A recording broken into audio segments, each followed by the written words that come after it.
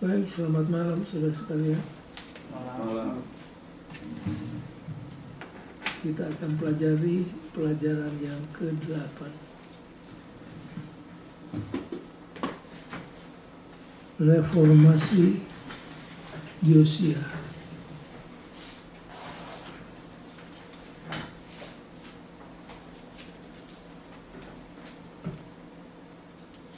Pada waktu Tuhan menjadikan manusia dijadikan dengan power of choice. Dan di saat Tuhan menjadikan manusia dengan power of choice, Tuhan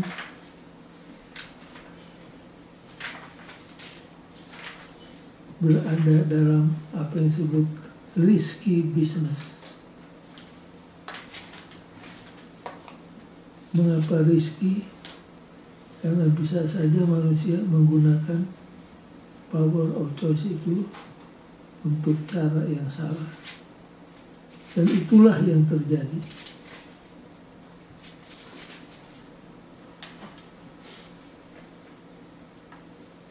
Dan banyak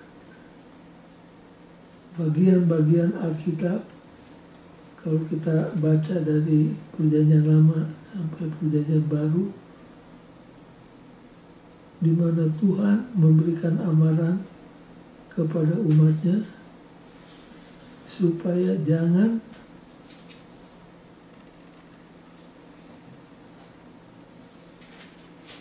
membuat pilihan yang salah. Apa saudara ingat beberapa ayat dalam Alkitab di mana Tuhan menghadapkan dua pilihan?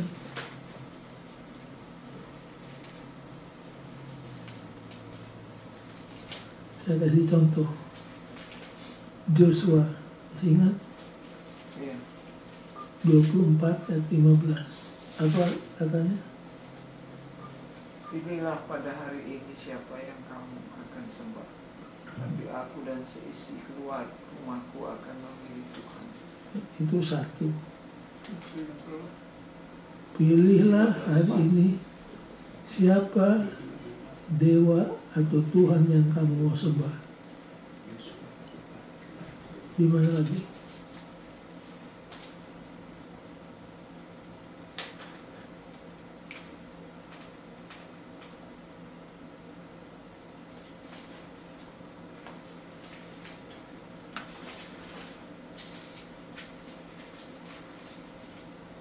Kalau saudara baca buku Ulangan, berulang-ulang kali di sana.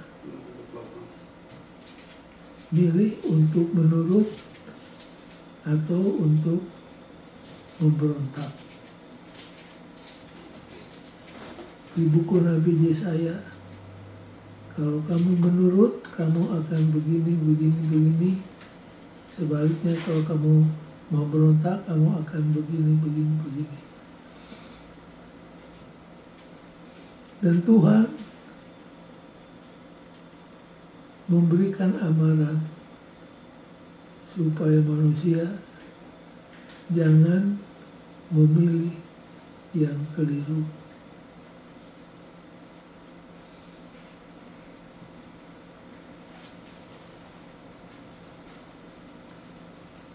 Sekarang kita masuk di zaman pemerintahan Manaseh dan Amon. Berapa tahun Manaseh memerintah?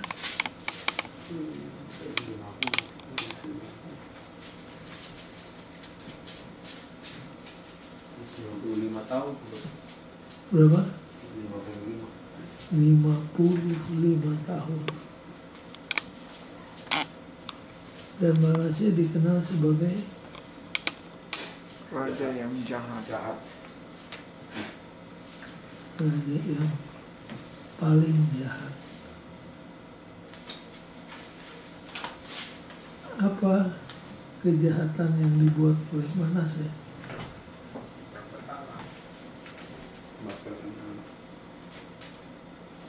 mengorbankan anak-anaknya, apalagi Membangun kembali kuil-kuil. menghidupkan kembali perbaktian kepada dewa-dewa orang kafir.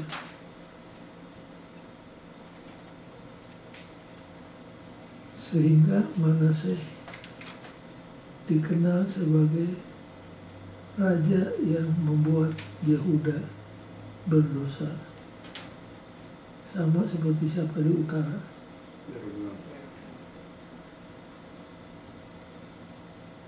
Coba kita buka 2 Tawarik pasal 33.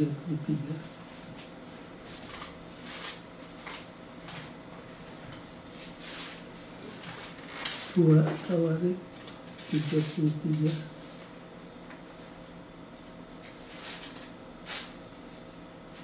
Ya, ayat 1. Manasye berumur 12 tahun pada waktu ia menjadi raja, dan 55 tahun lamanya ia memerintah di Yerusalem. Berapa tahun? 55. 55. Terus Ia melakukan apa yang jahat di mata Tuhan, sesuai dengan perbuatan keji bangsa-bangsa yang telah dihalaukan Tuhan dari depan orang Israel.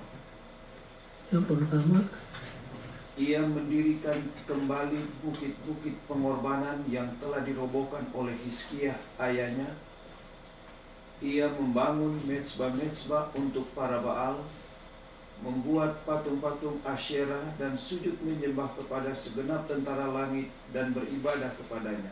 ayat 8, ayat 6. Bahkan ia mempersembahkan anak-anaknya sebagai korban dalam api di lembah Ben Hinnom. Ia melakukan ramal, telaah, dan sihir, dan menghubungi para pemanggil arwah dan para pemanggil roh peramal. Ia melakukan banyak yang jahat di mata Tuhan. Oke, ayat 9. Tetapi Manasye menyesatkan Yehuda dan penduduk Yerusalem, sehingga mereka melakukan yang jahat lebih daripada bangsa-bangsa yang telah dipunahkan Tuhan dari depan orang Israel. Jadi kejahatannya melebihi bangsa-bangsa kafir pada zamannya. Itulah yang diamarkan oleh siapa?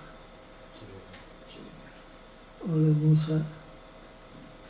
Jangan sampai mereka mengajar kamu, dan akhirnya mereka jadi lebih hebat daripada yang mengajar mereka. Kemudian apa jadi? Pasal ayat 10. Kemudian berfirmanlah Tuhan kepada Manasye dan rakyatnya, tetapi mereka tidak menghiraukannya. Oke. Masih ingat?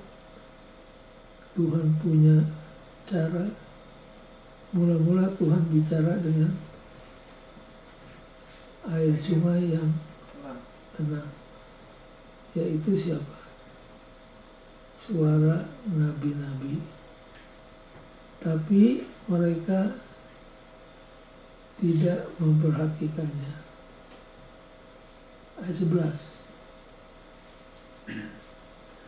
Oleh sebab itu Tuhan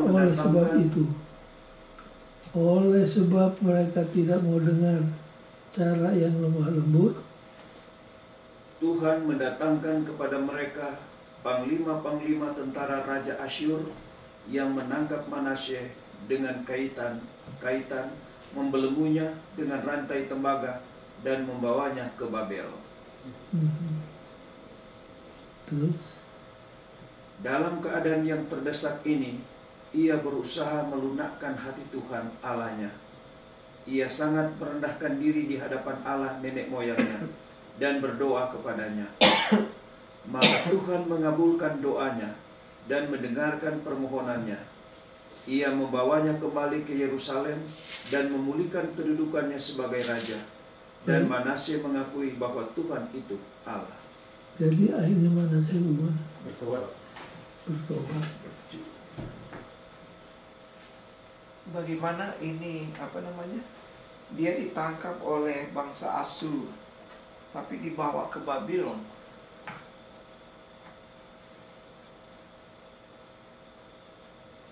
Therefore, the Lord brought upon them the captain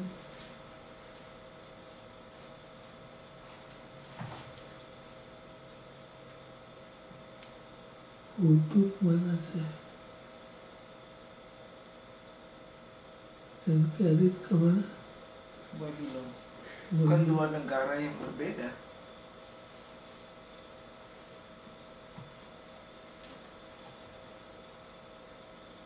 Ya, saya nggak lihat ini. Mestinya dibawa ke Assyria. Assyria. Kok dibawa ke Babylon? Itu yang saya bingung. Di NIV nggak ada. Sama. So the Lord brought against them the army commander of king of Assyria, who took Manasseh prisoner, put a hook in his nose, bound him with bronze shackles, and took him to Babylon. Iya, mestinya ke Nineveh. Iya, mestinya ke Niniwe. Anyway, Nanti I'll do some research. iya. I'll do some research. Mestinya ke Niniwe, karena ini dua negara yang berbeda. Di ayat 10, Tuhan berbicara, tapi mereka tidak dengar. Nggak cukup dibicarain, harus dengan action. Sekarang ayat 12, bila mana dia in affliction, menderita, dia bagaimana? Memohon kepada Tuhan dan merendahkan diri dengan sungguh-sungguh, dan dia berdoa, dan Tuhan bagaimana? Mendengar. Itulah Tuhannya. Kalau kita di tempat Tuhan enak aja, sudah merusak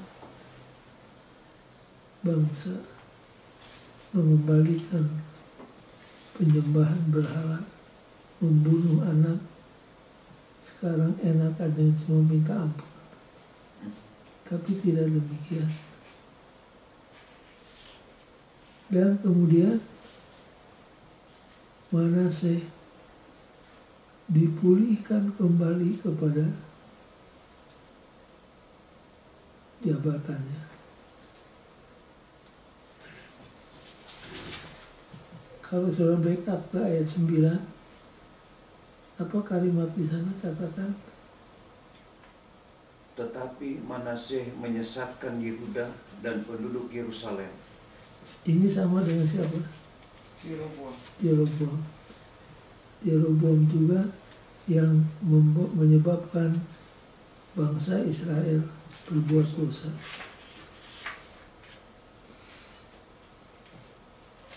Di sini ada satu keterangan, kalau sudah backup ke pasal 30.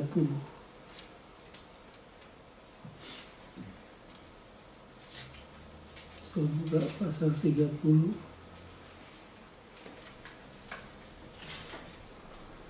Duh, Keras sekali ya. Angin apa? enggak, gempa.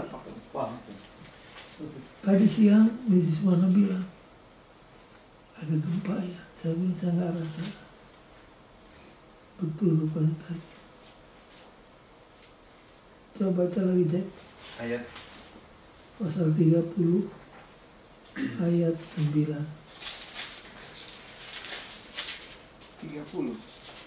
Pasal 30.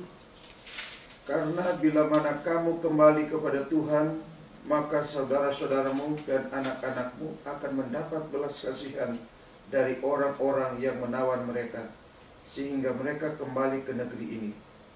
Sebab Tuhan Allahmu pengasih dan penyayang, Ia tidak akan memalingkan wajahnya daripada kamu, bila mana kamu kembali kepadanya. Hebatnya, Hebat Tuhan ya. bila mana kamu kembali kepadanya, Tuhan tidak akan, kalau istilah sekarang, tidak akan buang muka. Kita kan kalau marah di gereja, bagaimana? Buang muka. Buang muka. Orangnya di depan, kita lihat ke samping.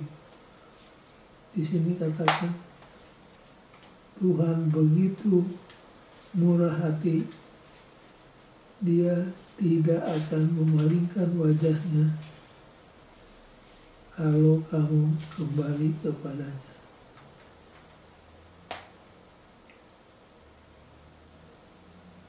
Contohnya siapa tadi? Manase.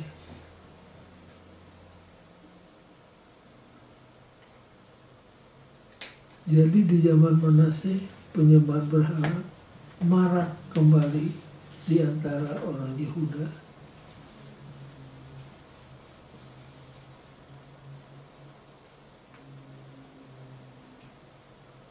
Cuma ada catatan dari Nyonya White dalam buku Prophet and Kings 383. Paman Nulung boleh tolong baca hari Minggu alinea ketiga. Tetapi pertobatan ini, walaupun bagaimana luar biasanya, datangnya terlambat untuk menyelamatkan kerajaan itu dari pengaruh jahat tahun-tahun praktik penyembahan berhala. Banyak yang telah tersandung dan jatuh, tidak pernah bangkit lagi. Bahkan lebih disayangkan lagi, di antara mereka yang dengan buruk telah dipengaruhi oleh kemurtatan Manase adalah anaknya Amon yang naik tahta sesudah ayahnya meninggal dan yang melakukan apa yang jahat di mata Tuhan seperti yang telah dilakukan Manase ayahnya. Amon mempersembahkan korban kepada segala patung yang dibuat Manase ayahnya dan beribadah kepada patung-patung itu. Lebih buruk lagi, berbeda dengan ayahnya, Amon tidak pernah bertobat dari jalannya. Itulah pengaruh dosanya. Bisa saja kita bertobat, diselamatkan, tapi akibatnya tetap jalan. Dan ini kali ini anaknya sendiri yang tidak bertobat dan binasa. Jadi yang terbaik tetap statement Yesus, go and sin no more. Jadi di saat-saat kemurtatan ini merebak di seluruh kerajaan,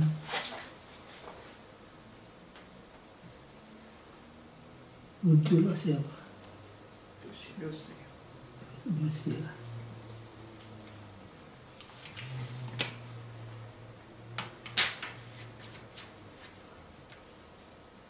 Judulnya A New King, seorang raja yang baru.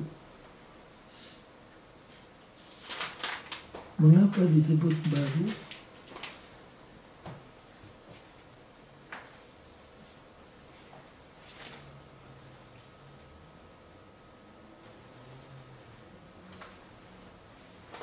Baru dalam hal apa? Baru bukan hanya dalam waktunya saja, tapi baru dalam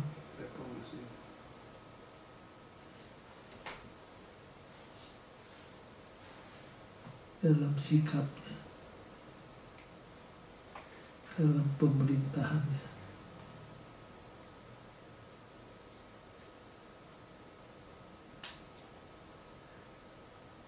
Siapa ini? Yosia. Dari antara 20 raja-raja Yehuda, ada beberapa yang termasuk raja yang baik, dalam arti menurut kepada perintah Tuhan. Coba kita lihat konteksnya. 2 Raja-Raja 33 ayat 25.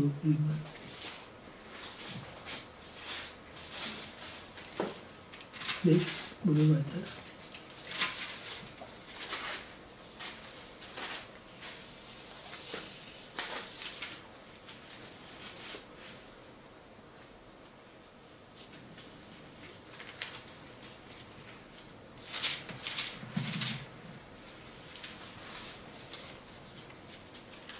Dua Raja-Raja 33 Dua Tawarik. Dua Tawarik. Tawarik, sorry.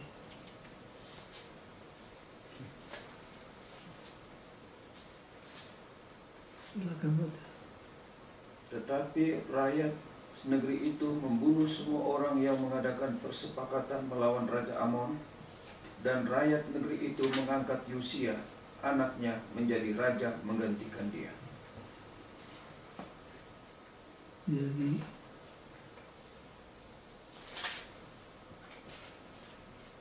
muncul seorang raja yang berjalan dengan baik di hadapan Tuhan. Dia jadi raja umur berapa? Umur 8. Berapa lama dia jadi raja? 31.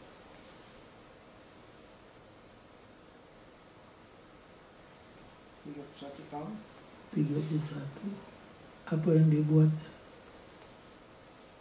Ayat yang keempat. Pasal 34 ayat yang keempat. Mezbah-mezbah para Baal dirobohkan di hadapannya. Ia menghancurkan pedupaan-pedupaan yang ada di atasnya. Ia meremukkan dan menghancur lulukan tiang-tiang berhala, patung-patung pahatan dan patung-patung tuangan, dan menghamburkannya ke atas kuburan orang-orang yang mempersembahkan korban kepada berhala-berhala itu. Tulang-tulang para imam dibakarnya di atas mezbah-mezbah mereka.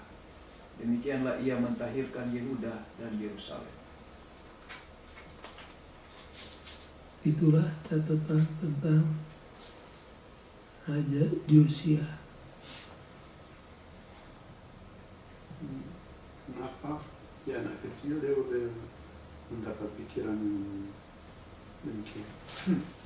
Itulah. Pengaruh ibunya.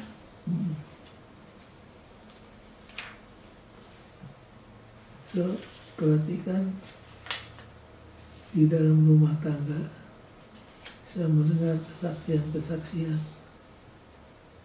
Anaknya ada 5,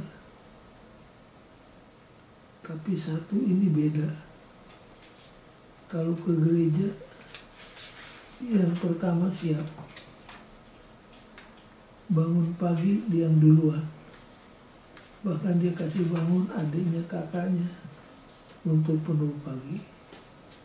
Ada itu di keluarga anak-anak seperti ini yang lebih responsif kepada firman Tuhan dan yang mengikut firman Tuhan lebih daripada yang lainnya. Yosia termasuk kepada orang-orang seperti ini. Umur 8 tahun.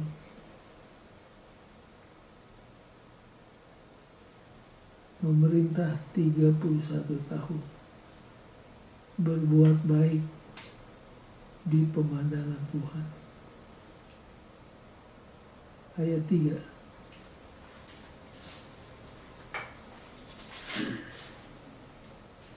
Pada tahun ke-8 dari pemerintahannya, ketika ia masih muda belia, ia mulai mencari Allah Daud. Baik, umur 8 tahun dia sudah Mencari Allah. mencari Allah. Kalau saudara baca di Alkitab mencari Allah, apa maksudnya? Karena kita tahu yang lebih dulu mencari itu siapa? Tuhan. Waktu Adam jatuh ke dalam dosa, bukan Adam yang cari Tuhan, tapi Tuhan yang cari Adam. Di ayat mana lagi yang memberikan hint kepada kita bahwa Tuhan yang mencari? Di Perjanjian Baru, ayat yang sangat terkenal, peristiwa yang juga terkenal. Matius 6 ayat 33.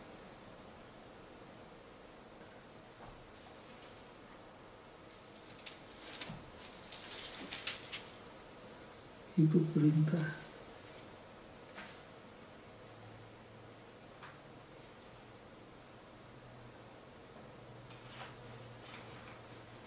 Siapa yang mencari Tuhan? Tuhan mencari manusia, karena anak manusia datang untuk mencari dan menyelamatkan yang hilang. Itu statement Yesus kepada siapa? Kepada wanita Samaria. Enggak. Tentang siapa itu? Lukas 19. Anak itu. Lukas. Karena anak manusia datang untuk mencari dan menyelamatkan yang hilang. Sakeus. Nah, kalau di sini dikatakan dia mencari Tuhan sejak kecil. Ada orang tanya, jadi siapa yang cari? Tuhan yang mencari orang berdosa, ataukah orang berdosa cari Tuhan?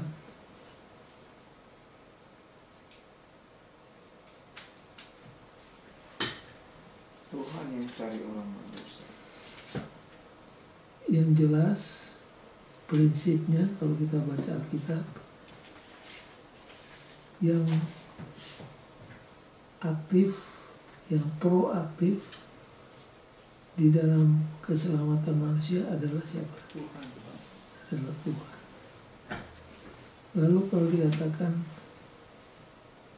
dia mencari Tuhan seperti Josia ini, waktu dia masih sangat muda, he began to seek the Lord. Kata apa yang bisa menggantikan kata ini tanpa mengubah idenya?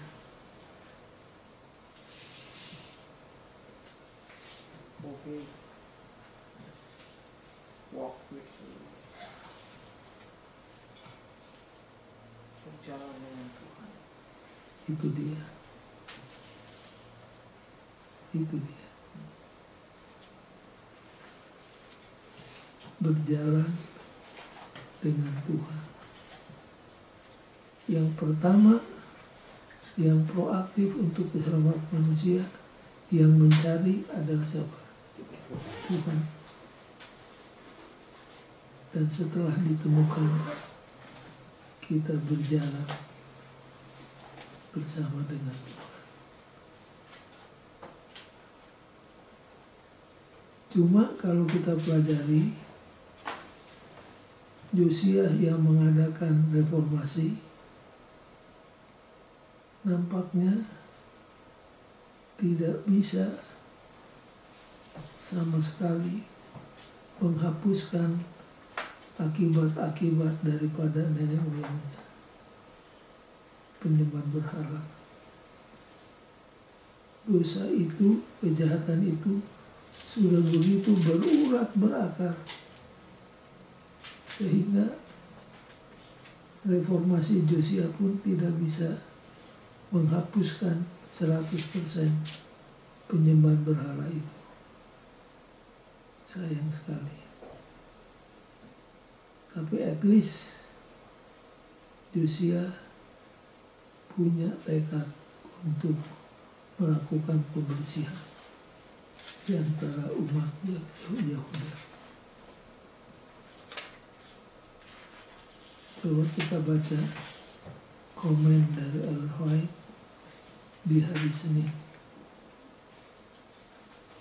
Pak Menurut, meskipun demokrasi adalah pemerintahan oleh rakyat, umumnya tidak berfungsi seperti yang terjadi dalam kasus ini.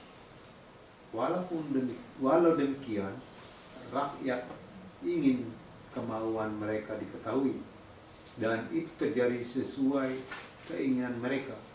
Seorang raja muda naik tahta pada masa kekacauan yang besar, kemurtatan, dan kekerasan, bahkan hingga pada tingkat yang tertinggi dari pemerintahan.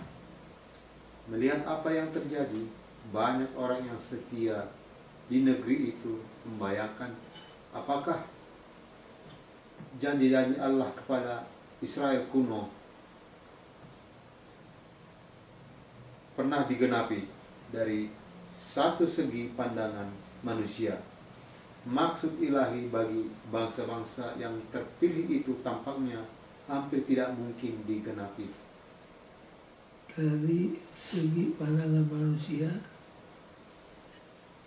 maksud ilahi untuk bangsa pilihannya nampaknya hampir-hampir tidak mungkin untuk digenapi. Apa maksudnya?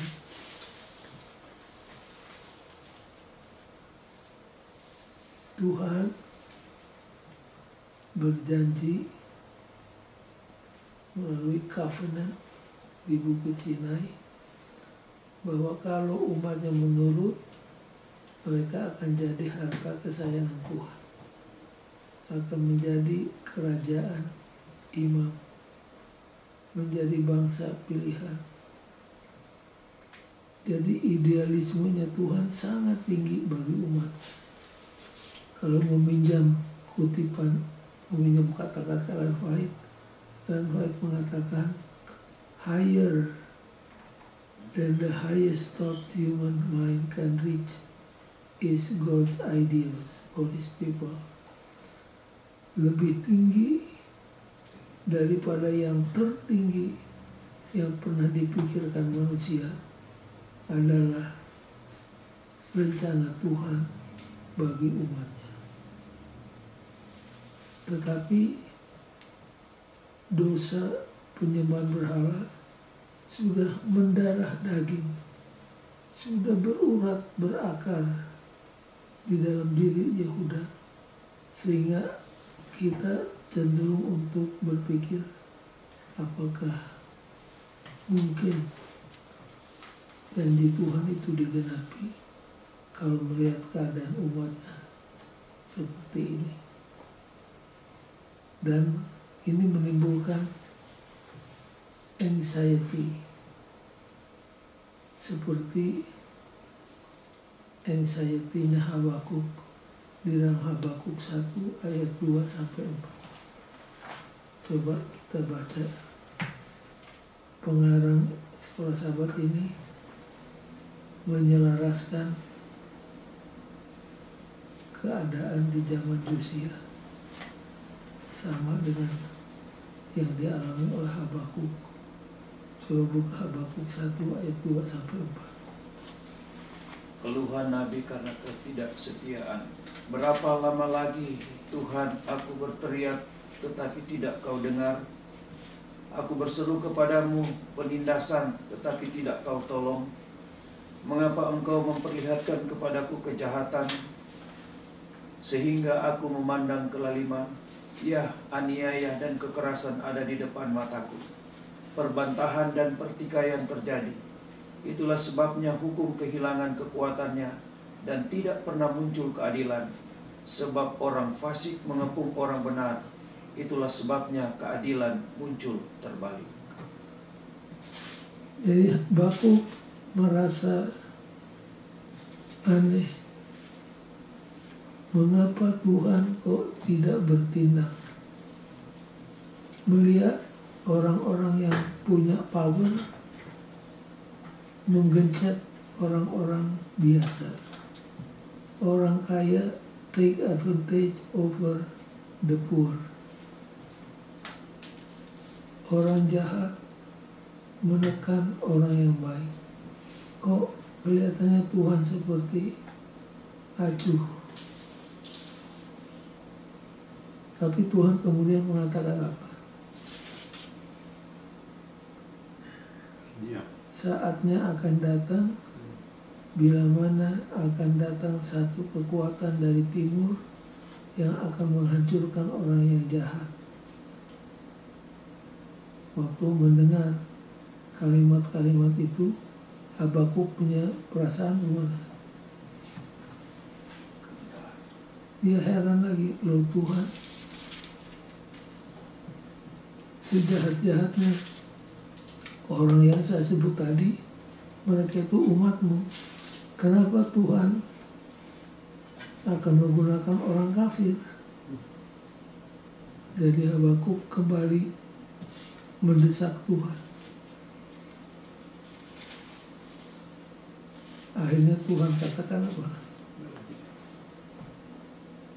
Berdiam. Berdiam dirilah di hadapan. Badi yang jongana.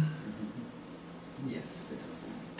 Itulah ayat yang kita lihat selalu di mimbar Habakuk pasal berapa? 2 ayat 20. Nah, saudara tidak boleh lupa. Jadi seringkali cara-caranya Tuhan untuk solve the problem tidak sama dengan apa yang kita pikirkan. Lalu ada satu kutipan yang saya mau saudara-saudara garis bawahi. Jangan sampai lupa idenya dari kutipan ini. Pak Manurung, sangat disayangkan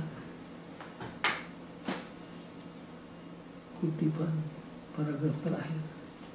Sayangnya, jawaban dari masalah dosa, kekerasan, perselisihan, dan pelanggaran hukum ini akan datang.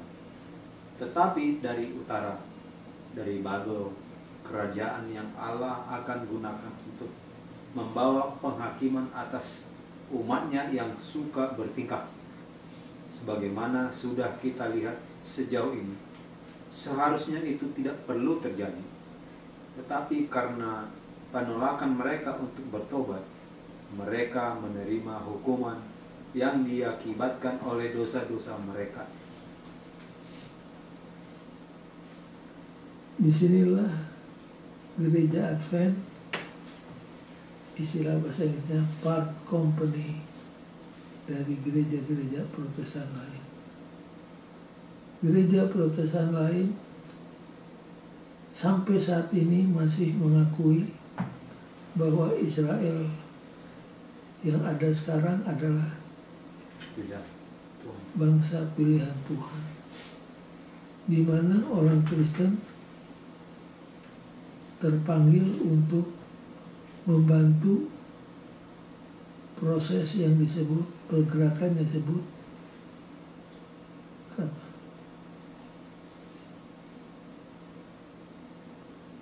Kalau orang percaya bahwa orang bangsa Israel masih merupakan umat pilihan Tuhan, orang itu akan percaya kepada pergerakan yang disebut usaha untuk mengembalikan Israel ke negerinya. Apa namanya? Apa? Sionisme. Nah, kita tidak percaya dengan Zionisme. Karena Israel bukan lagi umat pilihan Tuhan. Mengapa? Karena mereka ingkar daripada syarat-syarat yang disebutkan di dalam covenant, baik yang di Sinai, baik yang di tempat yang lain.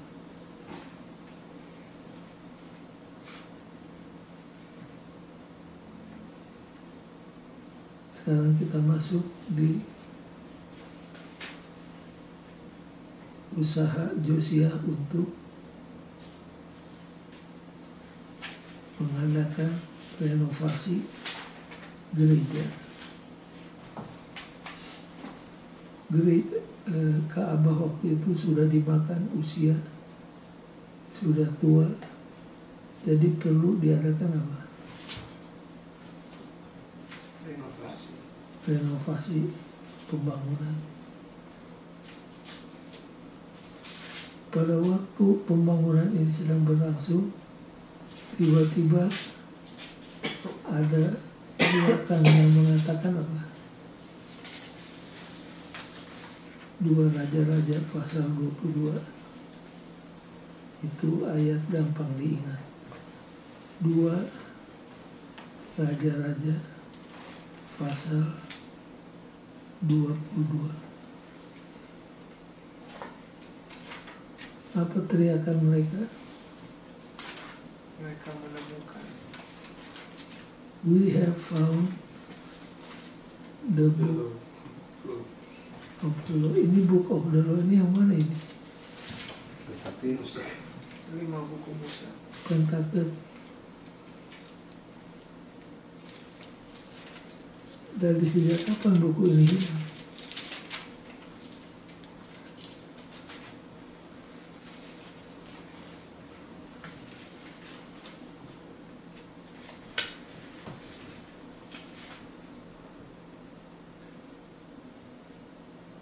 Coba kita buka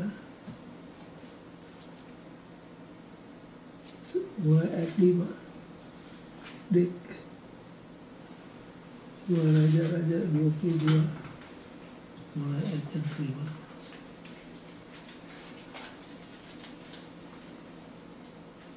Baiklah itu diberikan mereka ke tangan para pekerja yang diangkat untuk mengawasi rumah Tuhan.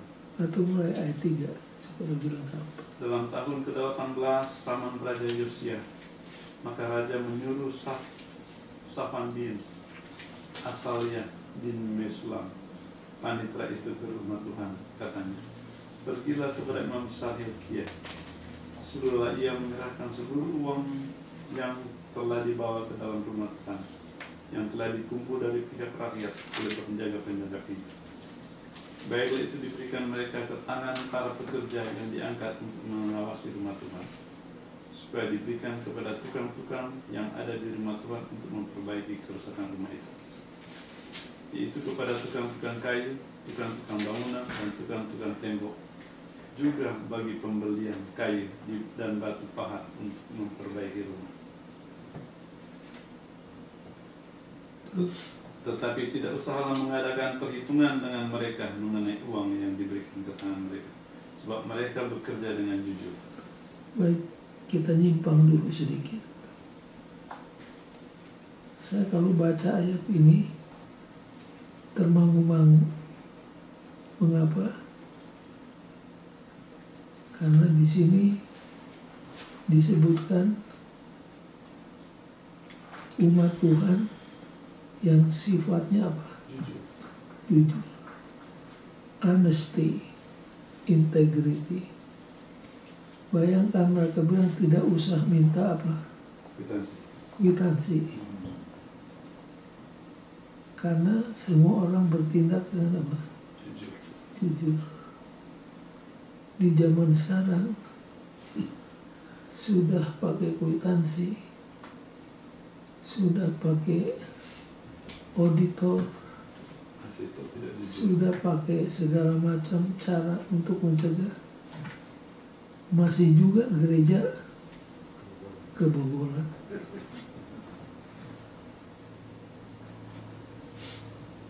Seandainya zaman seperti ini kembali lagi luar biasa. Tidak perlu catatan-catatan, karena semua orang melakukan bisnisnya dengan penuh integritas. Kalau sidang kita bisa tiba kepada titik seperti ini, pekerjaan Tuhan akan lebih maju. Karena semua orang berbuat dengan apa? Dengan penuh kejujuran. Pelajaran yang kita ambil dari pasal 22 ini, ada hubungan yang erat antara Bible study dengan kerohanian seorang umat Tuhan.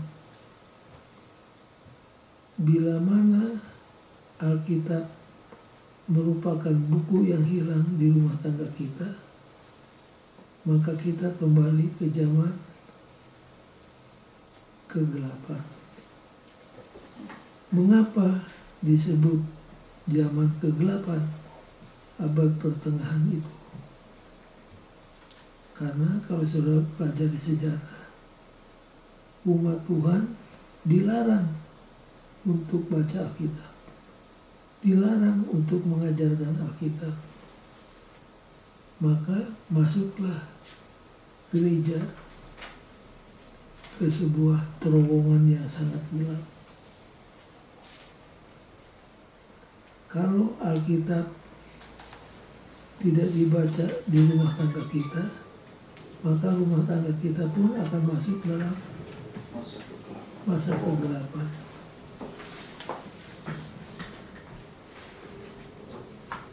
Kalau gereja tidak mempelajari lagi Alkitab, akan masuk ke abad kegelapan.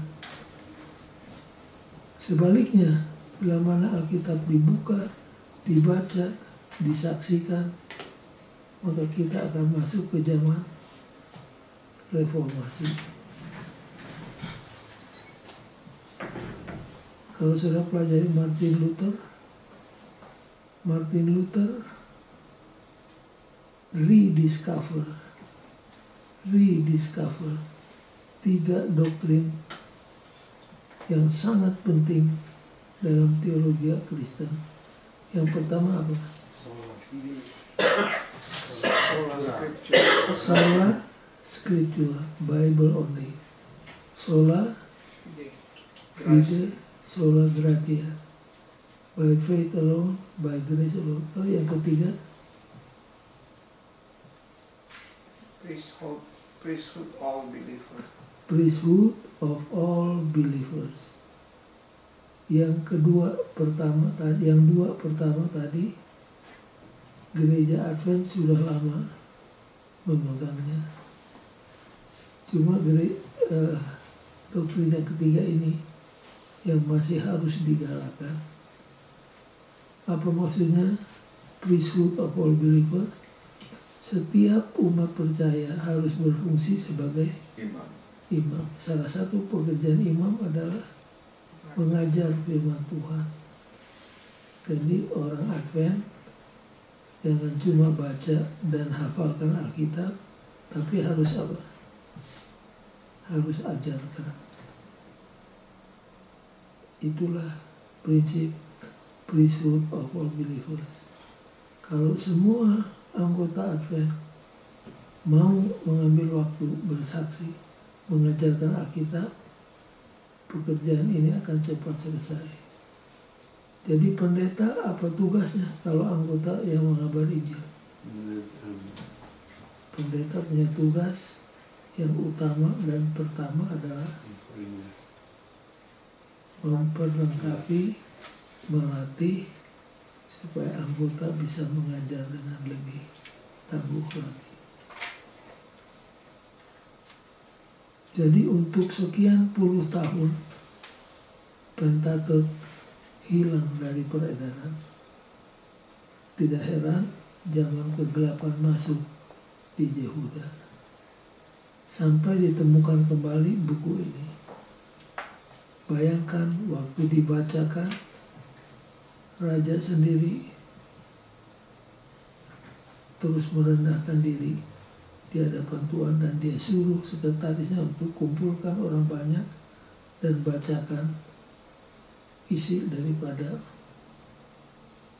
buku yang hilang ini. Maka terjadilah apa? Reformasi, pembaharuan. Cuma seperti saya katakan tadi, sayangnya itu agama penyembahan berhala itu sudah berurat berakar, mendarah daging, sudah tertanam dalam, sehingga reformasi Josiah pun tidak berhasil menghapuskan semuanya.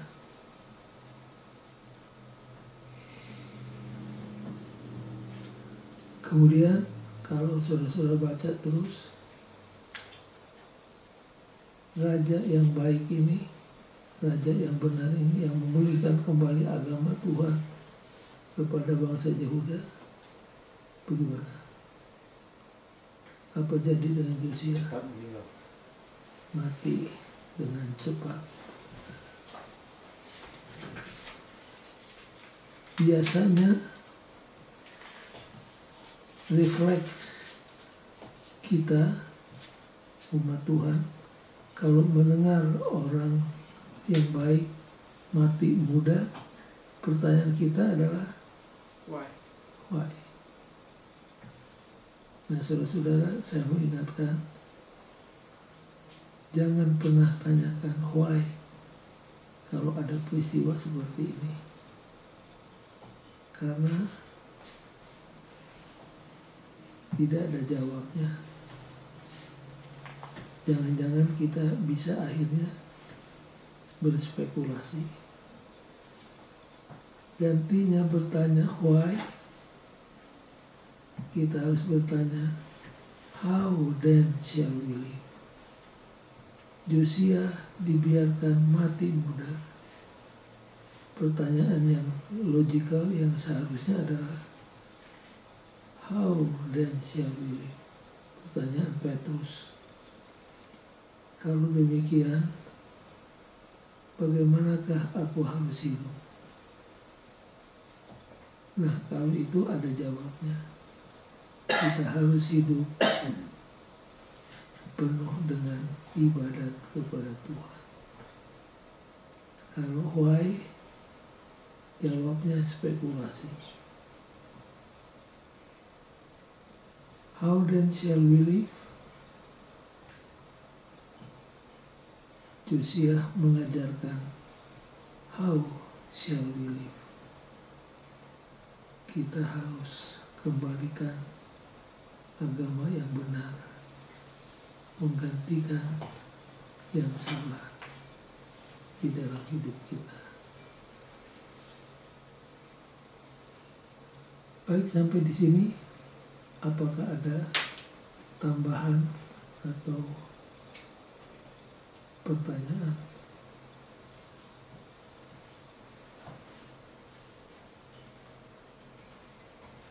Sejak kapan penetapan tentatik itu hilang?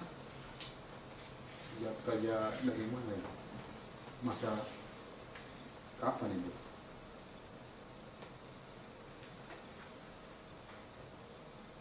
Itu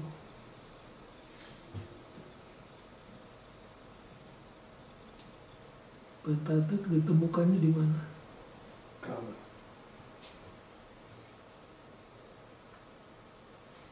Di sebelah mananya? Kok sampai bisa hilang tuh kira-kira bagaimana? Karena tersembunyi. tidak dibaca-baca lagi. Daerah tempat yang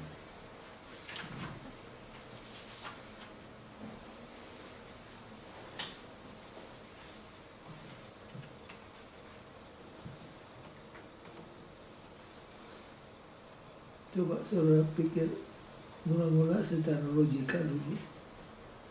Ditemukannya di mana? Di Ka'bah waktu renovasi.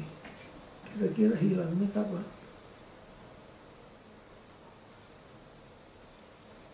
Kemana sih? Kan hilangnya di dalam gereja, di dalam Ka'bah, ditemukan kembali. Jadi hilangnya Waktu Raja Manasye.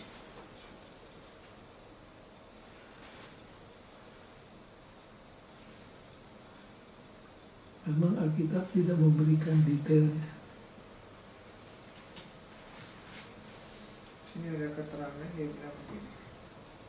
Around 622 BC, Josiah decided to renovate the temple, which initiate far greater reforms. The book of the law was possibly hidden in the secret chambers, a Geniza hiding place, that was reserved to store biblical manuscript, an architectural feature that can still be found in synagogue and has often led to the discovery of important texts.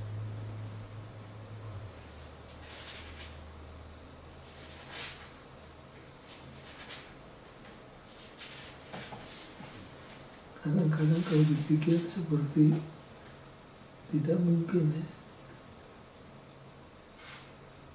Tapi kenyataannya memang hilang.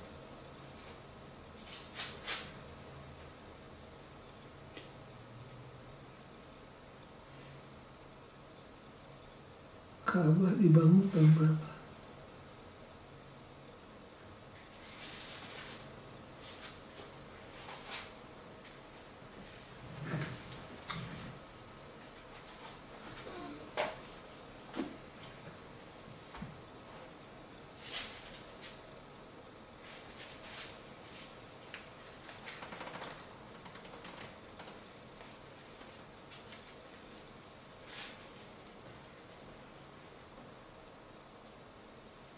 So, buka satu raja-raja.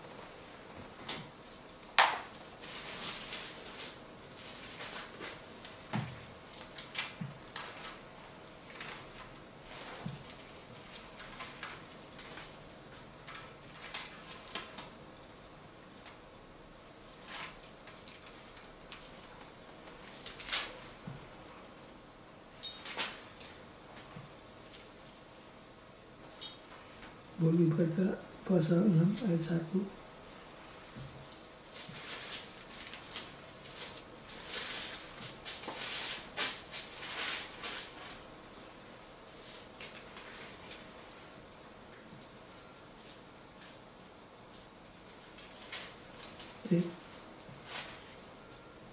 Dan terjadilah pada tahun ke-480 sesudah orang Israel keluar dari tanah Mesir. Pada tahun ke-4 sesudah Salomo menjadi raja atas Israel dalam bulan Siwi, yakni bulan yang kedua, maka Salomo mulai mendirikan rumah bagi Tuhan. Ada sementara yang berpendapat hilang sejak zaman itu.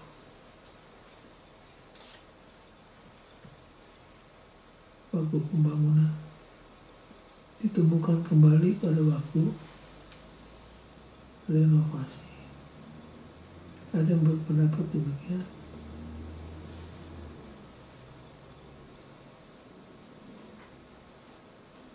Makanya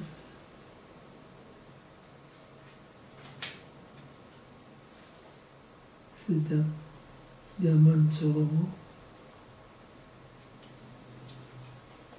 penyembahan berhala kemurtadan semakin menjadi-jadi. Itu satu pendapat.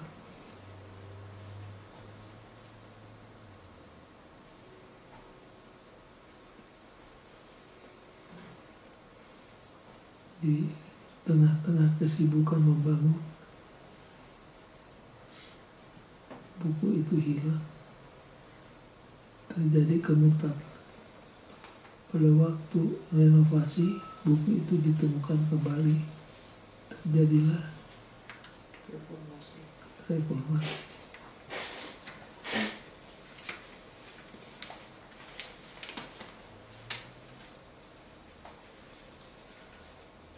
The Book of the Law.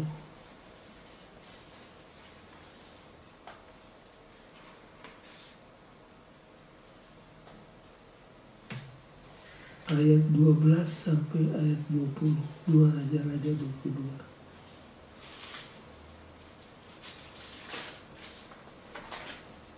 Apakah perkabaran dari Hulda dari Tuhan kepada orang banyak dan kepada raja?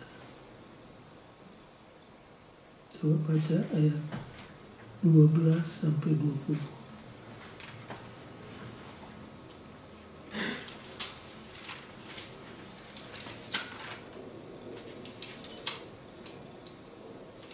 Dua Raja-Raja 22. Kemudian raja memberi perintah kepada Imam Hilkiah, kepada Ahikam bin Safan, kepada Akbor bin Mika, kepada Safan panitra itu, dan kepada Asaya hamba raja, katanya, pergilah, mintalah petunjuk Tuhan bagiku, bagi rakyat dan bagi seluruh Yehuda tentang perkataan kitab yang ditemukan ini, sebab hebat kehangatan murka Tuhan yang bernyala-nyala terhadap kita, oleh karena nenek moyang kita tidak mendengarkan perkataan kitab ini dengan berbuat tepat seperti yang tertulis di dalamnya.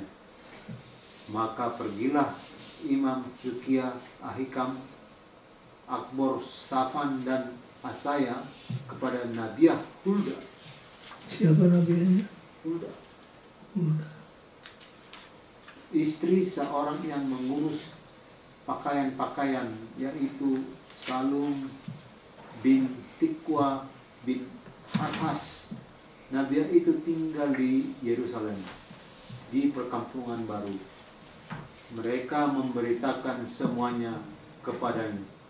Perempuan itu menjawab mereka, beginilah firman Tuhan, Allah Israel, katakanlah kepada orang yang menyuruh kamu kepadaku, beginilah firman Tuhan, sesungguhnya aku akan mendatangkan malapetaka atas tempat ini dan atas penduduknya, yakni segala perkataan kitab yang telah dibaca oleh Raja Yehuda.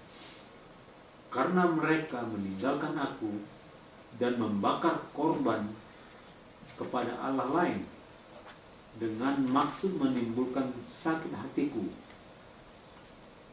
dengan segala pekerjaan tangan mereka. Sebab itu kehangatan murkaku akan bernyala-nyala terhadap tempat ini dengan tidak padam-padam. Tetapi kepada Raja Yehuda yang telah menyuruh kamu untuk meminta petunjuk Tuhan, harus kamu katakan demikian, beginilah firman Tuhan, Allah Israel, mengenai perkataan yang telah kau dengar itu, oleh karena engkau sudah menyesal dan engkau merendahkan diri di hadapan Tuhan pada waktu engkau mendengar hukuman yang kufirmankan terhadap tempat ini dan terhadap penduduknya, bahwa mereka akan mendahsyatkan dan menjadi kutuk. Dan oleh karena engkau mengoyakkan pakaianmu dan menangis di hadapanku, aku pun telah mendengarnya. Demikianlah firman Tuhan. Siapa ini? Siapa? Yosia. Baca ulang ayat 19. Oleh karena engkau sudah menyesal dan engkau merendahkan diri di hadapan Tuhan pada waktu engkau mendengar hukuman yang kufirmankan terhadap tempat ini dan terhadap penduduknya, bahwa mereka akan mendahsyatkan dan menjadi kutuk. Dan oleh karena engkau mengoyakkan pakaianmu dan menangis di hadapanku, aku pun telah mendengarnya. Demikianlah firman Tuhan.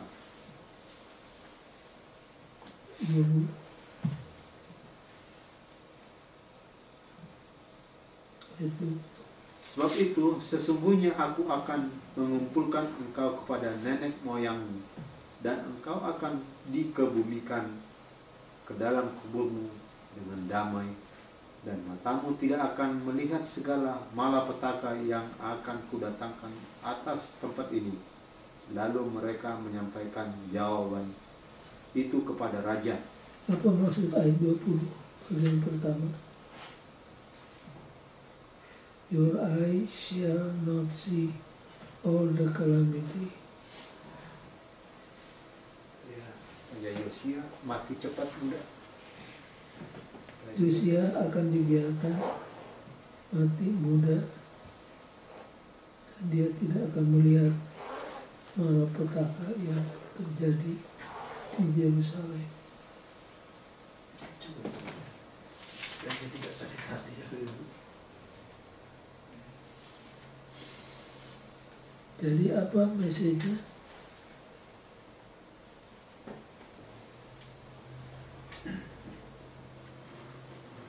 Sekarang baca komen Ellen White di hari Rabu bagian akhir. Melalui Hulda, Tuhan memberitakan kepada Yosia bahwa kebinasaan Yerusalem tidak akan dapat dihindarkan. Walaupun kini orang-orang merendahkan diri mereka sendiri di hadapan Allah, mereka tidak akan luput dari hukuman. Sudah begitu lama perasaan mereka mati dengan pelanggaran, sehingga jikalau hukuman tidak menimpa mereka, maka mereka akan segera kembali kepada jalan berdosa mereka yang sama. Katakanlah kepada orang yang menyuruh kamu kepadaku. Nabiah itu menyatakan, beginilah firman Tuhan, sesungguhnya aku akan mendatangkan malapetaka atas tempat ini dan atas penduduknya, yakni segala perkataan kitab yang telah dibaca oleh Raja Yehuda. Karena mereka meninggalkan aku dan membakar korban kepada Allah lain dengan maksud menimbulkan sakit hatiku dengan segala pekerjaan tangan mereka. Sebab itu kehangatan murkaku akan bernyala-nyala terhadap tempat ini dengan tidak padam-padam. Kalau saudara singkatkan, apa maksud paragraf ini?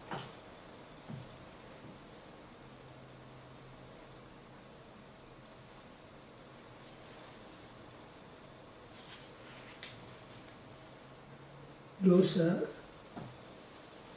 bagaimanapun hitam atau merahnya, kalau kita bertobat akan diampuni. Tapi akibat dosa jalan terus. Jadi polisi yang terbaik, go and sin no more. Dosa kita akan diampuni, tapi dosa selalu meninggalkan scars di dalam kehidupan kita. Itulah message yang boleh kita katakan dari statement Hulda. Sebagai yang terakhir tentang pembaharuan Yosia.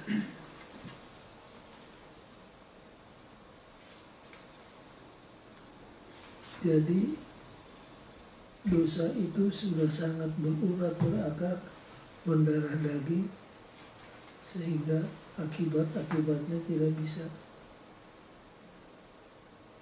hilang begitu saja.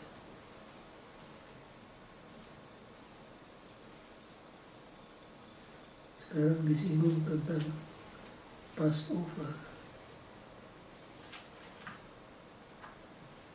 Coba Jack baca paragraf terakhir hari Kamis. Juga perayaan Paskah selama masa reformasi Yosia tidak hanya terjadi di dalam keluarga, seperti kebiasaan sebelumnya, tetapi sekarang seluruh bangsa merayakannya bersama. Itu adalah simbol pekabaran kepada bangsa itu bahwa mereka telah meninggalkan masa lalu mereka dan sekarang memasuki masa yang baru di mana mereka berjanji untuk melayani Allah yang benar yang membawa mereka keluar dari Mesir, yang mempersiapkan rumah bagi seluruh suku seperti yang telah Dia janjikan dan yang telah bersama mereka dalam setiap kehidupan mereka sehari-hari. Apa maksudnya? Paskah itu adalah Baca yang tebal. Hal penting dari merayakan Paskah secara bersama adalah memulai sesuatu yang baru, karena dalam kurung itulah yang ideal. Semua yang lama telah berlalu. Mengapakah simbol Paskah ini memiliki arti bagi kita sekarang sebagai umat Advent? 1 Korintus 5 ayat 7. Paskah itu apa? Paskah. Kalau sudah mendengar kata Paskah, apa yang sudah ingat? Perjamuan. Di Alkitab, Perjanjian Lama, kalau dengar Paskah, Keluar dari Mesir. Bahwa Tuhan telah melepaskan bangsa Israel. Passover, Paskah. waktu Malakatul Maut datang, semua rumah yang ada tanda darah Dilewati. dilewati.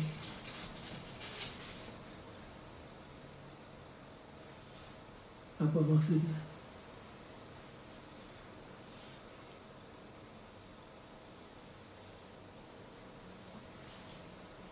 Karena di sini ada pertanyaan, what should the symbolism of Passover mean to us now as Seventh-day Adventists?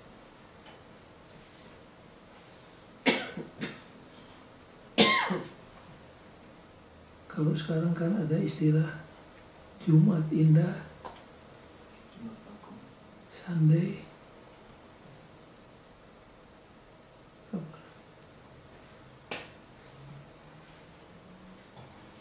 Minggu Paskah. Ini berhubungan dengan peristiwa malam terakhir di Mesir waktu Tuhan selamatkan mereka.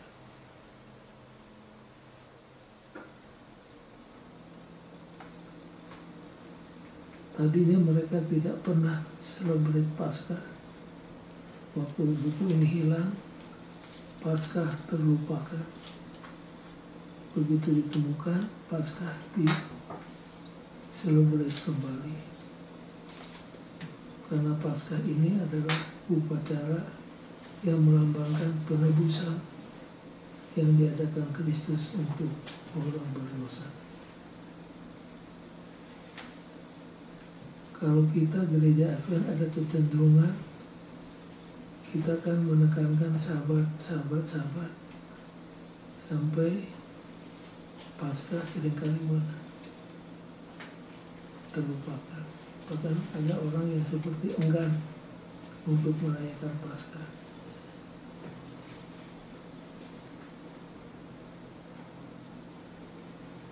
Baik, in conclusion,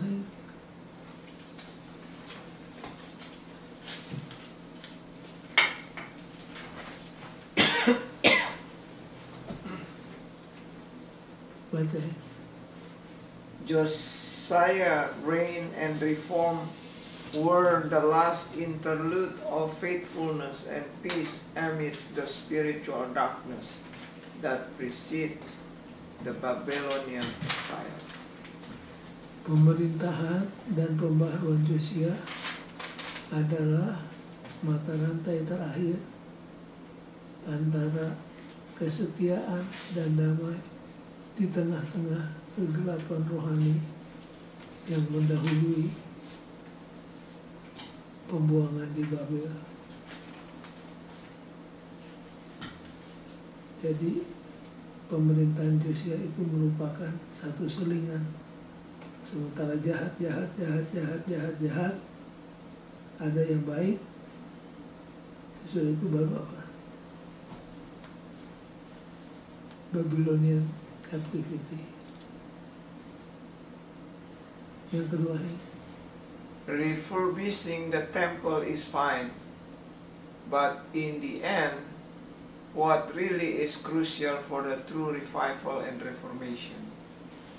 memperbaiki, membangun gereja adalah penting, adalah baik. Tetapi inti keagamaan bukan terletak pada gedungnya, gaya pembangunannya, tetapi apa?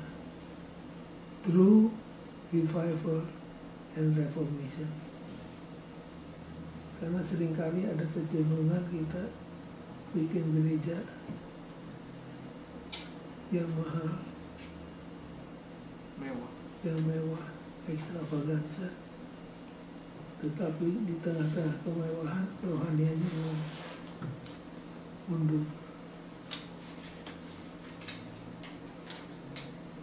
Pembangunan gereja tidak salah, pembangunan gereja perlu diadakan, tetapi yang lebih perlu adalah kebangunan rohani di dalamnya.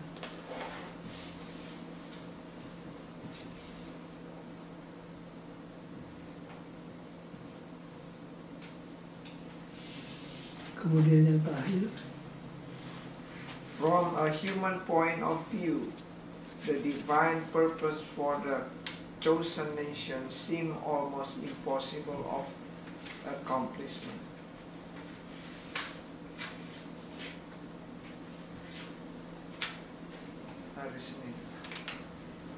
dari segi pandangan manusia, ini dari segi pandangan manusia, rencana ilahi bagi bangsa pilihannya nampaknya seolah-olah guna, mustahil untuk terjadi.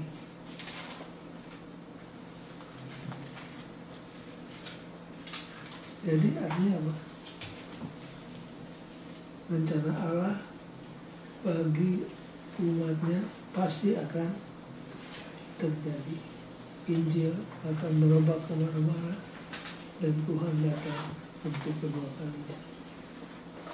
Cuma dalam proses terjadi korsleting di sana sini sehingga pekerjaan menjadi tertunda dan terganggu.